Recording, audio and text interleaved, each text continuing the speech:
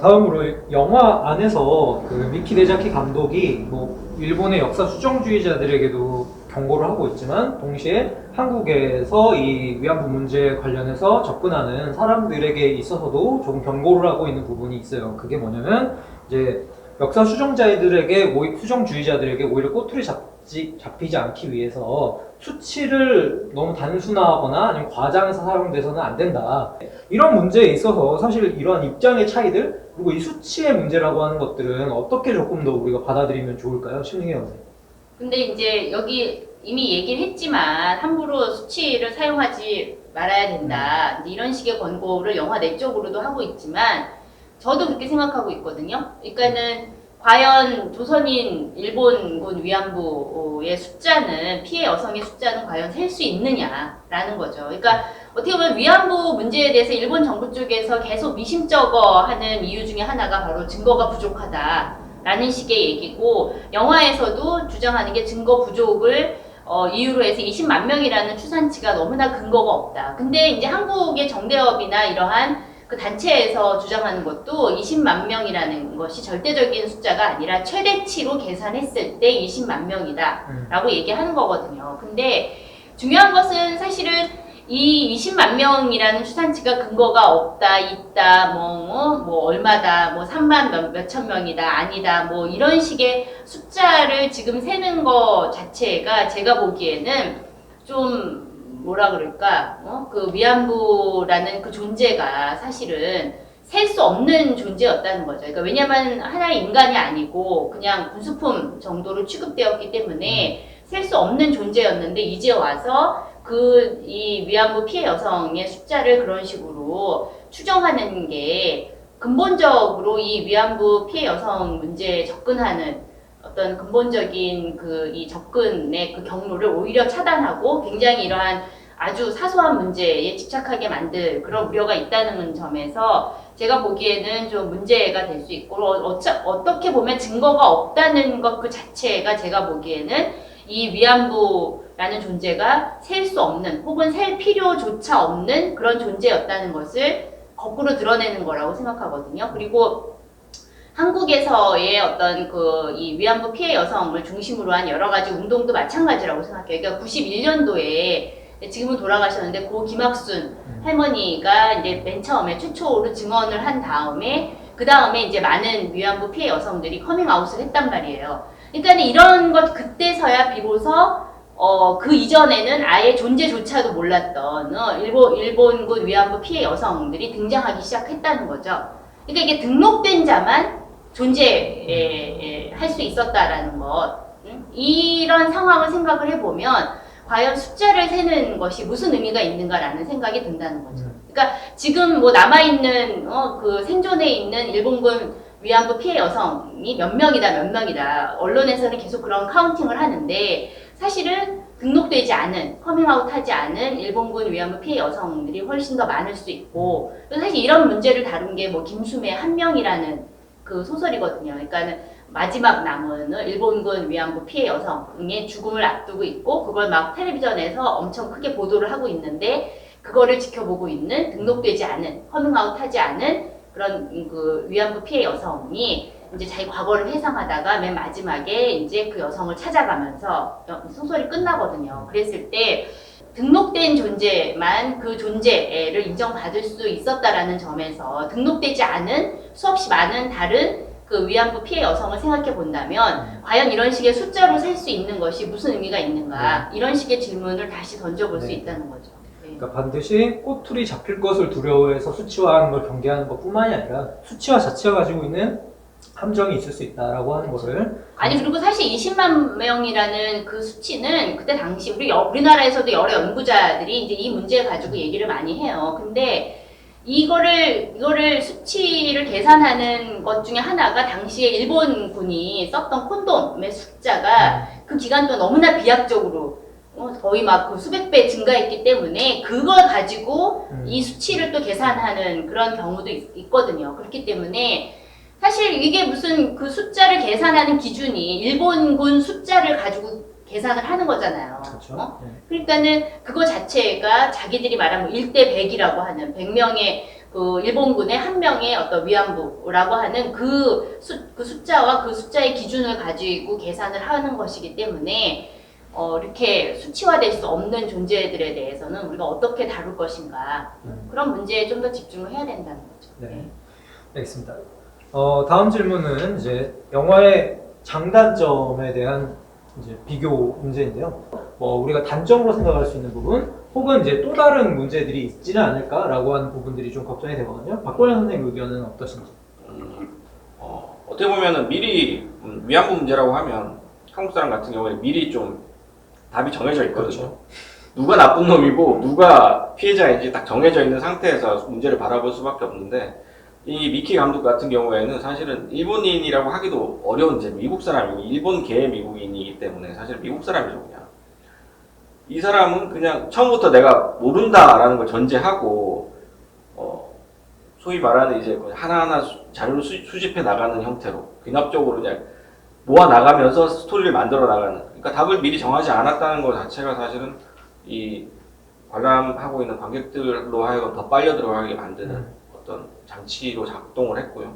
그런 부분들이 전 충분히 미덕으로서 잘 발휘된 영화였다라고 생각합니다. 그래서 주전장이라는 영화가 그런 면에서는 미덕을 갖고 있고, 그리고 또 아까 수치 얘기도 잠깐 나왔었지만 한마디 더 덧붙이자면 그 영화 중에 그 미국에서 어떤 도시에서 그 소녀상을 개막식을 하는 그런 이제 어떤 행사에서 미국의 어떤 정치인인지 하여튼 그 미국인 정치인이 나와서 이제 분노에 찬 연설을 하는 와중에 10살, 11살 소녀들이 끌려가서 뭐 그 고초를 겪고 이런 이제 영어 표현이 나와요. 네. 근데 그 표현을 딱 정지화면으로 만든 다음에 과연 10살, 11살이 끌려갔었나라고 다시 질문을 되짚어 보는 거예요. 그러니까 이 감독은 기본적으로 일본 우익들에 대해서 반대하는 입장이지만 사실은 일본 우익에 반대하는 사람들이 얘기하고 있는 부분들도 사실은 놓치지 않고 계속 쫓아가면서 보는 거죠. 확인하는 거죠. 크로스 체크라고 하는데 그것을 크로스 체크를 해보면서 이게 10살, 11살은 아니었다. 그리고 김학순 할머니 증언, 최초 증언에서도 나오지만 17살이 가장 어린 나이였다. 17살부터 23 정도의 여성들이 강제로 끌려갔다라고 이제 증언을 하셨는데 사실 17살보다 어린 뭐 사람도 없을 수는 없겠죠. 뭐 나이 그때 당시에는 무슨 호적이라는 게 정확하지 않았던 시기이기도 했기 때문에. 근데 10살, 11살 소녀들이 일반적으로 끌려갔다라고 얘기하면 그거는 사실은 좀 사실과 거리가 먼 것일 수 있기 때문에 그런 부분에 있어서는 좀 우리가 정확한 사실을 얘기하려고 노력을 해야 된다. 뭐 그런 이야기들은 저는 뭐 합리적이고 설득력 있다라고 생각합니다. 그래서 그런 부분들도 저는 뭐 이 영화의 장점인 것 같고요. 단 이제 또 아쉬운 점도 있어요. 근데 이 영화에서 그 어떤 일반론 차원에서 인권적인 차원에서 그 사실관계를 체크하는 그런 것 자체는 좋은데 특정한 어떤 사안에 있어서 좀 깊숙이 들어가지 못하다 보니까 좀 피상적으로 훑고 지나가는 그런 측면들이 있는데 예컨대 이제 이건 제 의견이 아니라 성공회대 사회학자인 강성현 교수가 페이스북에 올렸던 내용인데요. 그 영화 중에 나오는 중요하게 등장한 증거 중에 하나가 일본군 포로신문 보고서 49호라는 게 있습니다. 네, 미군에서 만든. 예, 일명 뭐 요리치 보고서라고도 얘기하는. 근데 이 연구자들 사이에서 굉장히 유명한 보고서래요. 이 보고서가 이제 소위 말하는 위안부 제도를 미군의 입장에서 관찰을 해서 그걸 문서화한 것이기 때문에 일종의 객관적인 문서로서 증거 자료가 되는 문서이기 때문에 많은 연구자들이 이제 그걸 가지고 연구를 많이 했다고 하는데 영화 속에서는 그 자료를 일본 우익들이 정말 틈만 나면 갖고 와가지고 인용을 하거든요. 여기는 이 위안부가 위안부라고 컴포트 걸이라고 표현된 게 아니라 프로스티튜트라고 표현이 돼 있다. 이 뜻은 매춘부다. 그러니까 이 여자들은 매춘부다. 자발적으로 돈을 벌려고 와서 매춘 행위를 한 사람들이다. 이 얘기를 끝도 없이 한단 말이죠. 그래서 이 요리치 보고서가 사실은 우익들의 단골 메뉴처럼 전가의 보도처럼 활용된다. 이런 내용이 나오는데 사실 이 강성현 교수에 따르면 이 요리치 보고서는 사실은 그렇게만 해석되는 문서가 아니라고 하더라고요. 그 요시미 요시아키 이 교수, 그러니까 위안부 문제를 진보적인 관점에서 연구하고 있는 일본의 이제 권위를 갖고 있는 학자에 따르면 이 보고서 자체는 사실은 그 우익들이 활용한 그런 의미가 아니라 사실은 우익들이 제시하는 그런 것 정반대 증거다라고 주장을 하거든요. 그러니까 이것은 위안부라는 것이 사실은 성노예, 섹스 슬레이브처럼 운영이 되었다는 걸 보여주는 증거다라고 이제 주장하는 연구자가 이 요시미 연구자이고, 사실 그런 증거 중에 하나로서 이제 강 교수가 제시하고 있는 것이 당시에 그 보고서를 작성한 사람들이 사실 미국인들이었고, 그 미국인들이 어떤 매뉴얼에 따라서 그걸 일괄적으로 일본인들이 사용하는 뭐 위안부라는 한자 단어 같은 것들을 일괄적으로 다 프로스티튜트로 번역하게끔 매뉴얼화에 따라서 매뉴얼화된 텍스트에 따라서 그냥 번역을 기계적으로 했다는 겁니다. 그러니까 사실은 위안부가 무엇인지 혹은 뭐 프로스티튜트가 무엇인지 이런 것을 생각하고 맥락에 따라서 쓴 것이 아니기 때문에 사실은 이것을 그런 어떤 정확한 맥락을 반영을 해서 썼다기보다는 그냥 이건 그냥 기계적으로 번역한 것인데 이거를 그대로 그냥 프로스티튜트라고 실체적인 의미로 사용해버리면 그것은 전도된 해석이다라는 거죠. 그래서 나중에서야 이제 1944년이 되면 미군도 일본군 위안부 제도를 어느 정도 좀 문제 의식을 갖고 바라보게 되면서 번역어를 바꿔요. 그래서 프로스티튜트는 컴포트 걸이 되고 이제 뭐그 브로스리라고 해서 이제 그 어떤 뭐라고 사창가라고 해야 되나요? 그런 단어는 다시 이제 그 컴포트 스테이션 같은 단어로 좀 바뀌는 거죠. 고유 명사화해서 바뀌는 거죠. 그러면서 이제 그 보고서의 내용이 다시금 재해석되는 그런 과정. 그러니까 연구자들에 의해서 이미 밝혀진 그런 과정들이 쭉 이제 있는데 그 부분에 대해서는 이제 미키 데자키 감독이 학자가 아니다 보니까 그렇죠. 그런 부분에서는 뭐 제대로 이제 깊이 파지 못했고 그러다 보니까 이 보고서의 의미도 사실은 약간은 왜곡된 부분들이 있었다. 이런 부분들이 하나 있고요. 또 하나 더 아쉬운 점을 꼽자면 그 중간에 박유하 교수 인터뷰가 나오는데요. 개인적으로 너무 짧고 피상적이었다는 좀 아쉬움이 맞아요. 있었습니다. 그래서 박유하 씨의 주장이 사실은 제국의 위안부라는 책이 가지고 온 엄청난 논란이 있었고 몇 년 전에 그 논란이 또 한국 사회에 던진 질문들이 있었는데 그 부분에 대해서 이 감독이 너무 좀 과소평가하거나 잘 몰랐던 게 아닌가 하는 생각도 들고요. 박유하의 시선이라는 것이 결국은 개별적 주체의 개별적인 어떤 팩트, 사실관계들이 어떻게 결국은 제국주의라는 주체의 총체적인 어떤 폭력을 정당화하는가 그걸 보여주는 책이라고 생각하거든요. 저는 박유하의 주장이. 박유하 교수의 주장 하나하나는 사실은 사실에 근거한 이야기들이 많아요. 그러니까 뭐 위안부의 어떤 증언이라든가 당시의 편지라든가 이런 문서들을 인용을 해서 얘기를 하는데 그런 어떤 위안부의 자발성이라든가 혹은 그때 당시에 그 일본에 협력했던 조선인 남성들의 어떤 모습이라든가 이런 것들이 개별적으로는 다 하나하나가 사실에 가깝지만 그것들을 모아서 마치 일본 제국은 책임이 마치 없거나 적어지고 그 다른 그 책임의 또 상당 부분은 한국의 남성들이나 혹은 가부장제로 다 돌릴 수 있는 그런 어떤 기제로 활용이 되는 그게 사실은 저는 박유하가 쓴 이 제국의 위안부가 가진 가장 큰 치명적인 지점이라고 생각을 하고 그게 가장 문제적인 지점이라고 생각을 하는데 그러다 보니까 어떻게 보면 그런 것 같아. 비유를 하자면 우리가 어떤 사실을 바라볼 때 벌레의 시선과 새의 시선이 동시에 필요하거든요. 그러니까 그걸 조감도라고 하죠. 새의 시선을 위에서 바라보는 큰 어떤 흐름을 바라보는 시선이 있어야 되고 벌레처럼 땅을 기어다니면서 세세한 하나하나의 팩트들을 확인하는 시선, 충감의 시선도 필요한 것인데 박유하 씨가 보여준 시선은 충감의 시선일지는 몰라도 조감의 시선은 없는 거죠.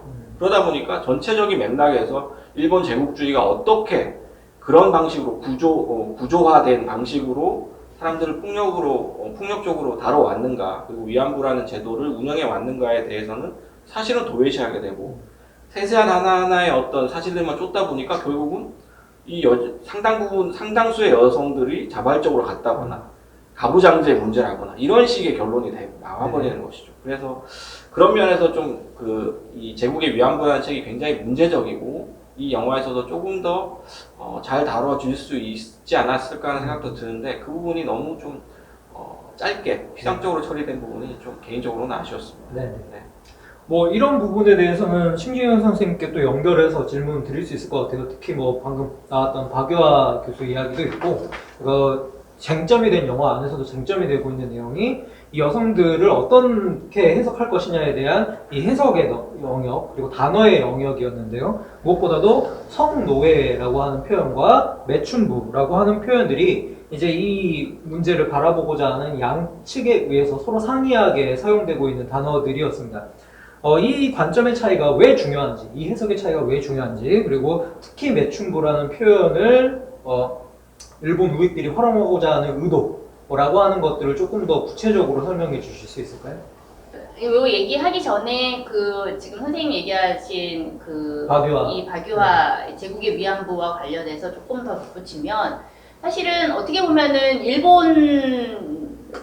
일본이라는 국가와 그 다음에 일본군이 직접적으로 이 강제 동원을 했다든지 물리력을 동원해가지고 그러지 않고 대신 뭐 민간업자라든가 아니면 뭐 요리점의 뭐 어떤 주인들이라든지 그러니까 중간 중개업자라든지 그런 식의 소위 말하는 매춘 이제 그 공창제를 운영했던 대저업자라든지 그렇게 그런 사람들을 주고받으면 돈 거래를 하고 이랬던 사람들을 통해서 간접적으로 그렇게 민간업자들을 통해서 동원했기 때문에 일본은 어떤 도의적 책임이 있을 수 있을지 모르겠지만 법적 책임은 없다 이렇게 주장을 하는 거거든요. 근데 어떻게 보면은 그러면 그러한 것들을 모두 다 묵인해준 어떤 일본이라는 국가가 있는데 그거는 직접적으로 관여했다는 증거가 없기 때문에 법적 책임을 물을 수가 없다. 그 대신에 이 가까이에 있는 어느 집에 뭐 처녀가 10몇 살 된 처녀가 있고 이런 식의 처녀들에 대한 정보를 세세히 알고 있었던 동네 사람들이 오히려 더 큰 잘못을 저질렀다는 거 아니에요. 그렇죠. 그래서 그 조선인 남자들한테는 죄를 물어야 되고 그들에게는 그들의 행동은 범죄고 반면에 일본은 직접적인 연관이 없기 때문에 죄를 물을 수 없다. 이런 식의 얘기들이 굉장히 모순된다는 그 자체 안에서. 그렇기 때문에 제가 봤을 때는 그 박유화 선생이 너무 세마적인 것만 쫓아다니다가라고 얘기하는 것보다는 사실 의도 자체가 너무나 뭐랄까 일본 우익을 뭐 공개적으로 지지하지는 않았지만 그럼에도 불구하고 너무나 일본 우익의 입장을 마치 대변해 주는 것 같은 그런 논리라고 하는 게 가장 큰 문제였던 것 같고 여기에서 이제 지금 질문하신 것처럼 이 여성들이 과연 이제 강제 동원됐느냐 네. 아니면 자유의사로 왔느냐 그리고 이제 자유의사로 왔기 때문에 여자들은 그리고 또 여자 돈을 받았기 때문에 일본 우익들은 다 매춘부라고 얘기를 하는 거예요. 그리고 그 여자들은 돈을 벌어서 꽤 이제 경제적 이득을 보았다라고 얘기하는 거고 이쪽에서는 다 강제 동원된 것이고 그리고 이 여성들은 거기에서 설령 뭣도 모르고 이제 뭐 돈을 많이 번다고 해서 그렇게 갔다고 하더라도 거기에서 이제 자유의지라고 하는 건 굉장히 제한적일 수밖에 없었다. 그렇기 때문에 이거 자체가 강제다. 뭐 이런 식의 이제 서로 입장의 차이가 있는데 사실은 이 중간에 이와 관련해서 그 몇 가지 증거 자료들이 나왔어요. 그러니까는 이제 강제로 그러니까 이 강제로 이제 끌려갔다라고 하는 이제 뭐 사기나 어떠한 뭐 유인이나 납치 뭐 이런 것들을 통해서 강제로 끌려갔다라고 하는 게 이제 문서들이 나오니까 그때 이제 일본에서 어떤 식의 얘기를 했냐면 그 작은 협의의 강제다 이런 식의 얘기를 하거든요. 그러면서 어떤 그런 경우는 있었지만 그때 일본 경찰이나 이런 사람들이 그렇게 강제로 끌고 가려고 했던 사람들을 처벌했다 라는 식의 얘기를 했단 말이에요. 그러나 실제로 이제 우리가 많은 위안부 관련 연구들을 보면은 처벌을 어떻게 받았는지에 대한 기록은 하나도 남아있지 않다고 해요. 그 사람들에 대한. 그렇게 보면은 강제냐 강제가 아니냐 어쨌든 부분적으로 자기네들도 협의에 그러한 강제는 있었지만 그러나 모든 경우가 다 강제는 아니었다라고 하는 것을 얘기를 하고 있는 거거든요. 그렇기 때문에 사실은 자유의사로 돈을 예를 들면 일본인 출신 일본의 이제 기생이었던 여성들이 일본군 위안부로 가는 경우들도 있었어요. 근데 그런 여성들의 경우에 빚을 탕감하기 위해서 거기서 큰 돈을 벌 수 있다고 하니까 빚을 탕감하기 위해서 간 여성들이 있단 말이에요. 자유의지로. 그렇지만 실제로 거기에서는 거의 돈을 벌 수 없는 구조였고 그리고 거기에서 이 여성들이 마음대로 이 일을 그만둘 수 없는 구조였다는 거예요. 그렇다면 그게 과연 자유의사에 의한 매춘부라고 할 수 있느냐. 그렇지 않다는 거죠. 그리고 다른 하나는 우리나라의 경우에 많은 이제 그때 동원됐던 그런 많은 여성들이 거의 이제 동원의 그 시스템을 보면은 공창제의 시스템을 그대로 이제 활용을 해요. 이 위안소를 운영하는 그 시스템이 공창제를 운영하는 시스템을 그대로 반복하고 있는데 이 위안 공창제에서 많은 여성들이 주로 이제 창기로 팔려가는 경우가 이제 그 집안의 빚을 갚기 위해서라든지, 아니면 아무튼 이제 그 가난한 여자들이 간 거, 그리고 또 마찬가지로 일본군 위안부로 그렇게 팔려간 그런 여자들이 대체로 다 가난한 빈농 출신의 그런 그 딸들이었다는 거. 그리고 또 하나는 이 여성들이 거기에 가서 돈을 벌 수 없는 구조였다는 거예요. 그러니까 원래 이게 매춘 시스템이라는 게 많은 전차금이라고 이제 빚이라고 얘기해요. 빚 전차금을 이렇게 안고서는 가게끔 그렇게 되어 있었기 때문에 이 여성들이 아무리 일을 해도 그 빚을 갚을 수가 없었다는 거. 근데 그게 위안소 제도 운영에도 똑같이 적용이 됐다는 거예요. 그렇기 때문에 이 여성들이 과연 그런 그 매춘부로 자유의지에 의해서 그렇게 돈을 벌고 자유롭게 뭔가 그만둘 수 있고 그래야지만 이제 매춘부라고 얘기할 수 있는데 사실 이 여성들은 그렇지 못했다는 거예요. 이거는 이 조선인 일본군 위안부뿐만이 아니라 이제 어떤 대만이나 중국이나 혹은 이제 동남아시아 쪽에서 현재 조달된 그러한 위안부 여성도 마찬가지라는 거죠. 많은 사람들이 그렇게 생각하잖아요. 매춘부들은 뭐 이렇게 뭐 힘들이지 않고 쉽게 몸을 팔아서 큰 돈을 벌 수 있다라고 얘기를 하지만 그러면서 그 이 매춘을 하는 그런 사람에 대해서 이제 굉장히 이제 비난을 하지만 이게 일본 우익이 이제 그 일본군 위안부를 비난하는 그 논리도 마찬가지라는 거예요. 똑같다는 거, 어떤 면에서 보면 완전 똑같지는 않겠지만 그렇게 봤을 때 과연 그것을 자유롭게 자유의사로 얼마든지 일을 그만둘 수 있는 그런 매춘부로 볼 수 있을 것인가. 절대 그렇지 않다는 거죠. 실제로 거기서도 백인 위안부 이야기가 나오면서 네덜란드인 백인 위안부는 국가에서 개입하자마자 바로 본국에 송환을 해줬는데 나머지 이제 아시아 위안부들은 그렇지 않았다라고 하는 상황들도 영화 속에서 보여주고 있기 때문에 네. 훨씬 더 이런 입장의 차이라고 하는 게 얼마나 일본 우익에 의해서 자의적으로 해석되고 있는지 우리가 잘 확인할 수 있는 부분인 것 같습니다.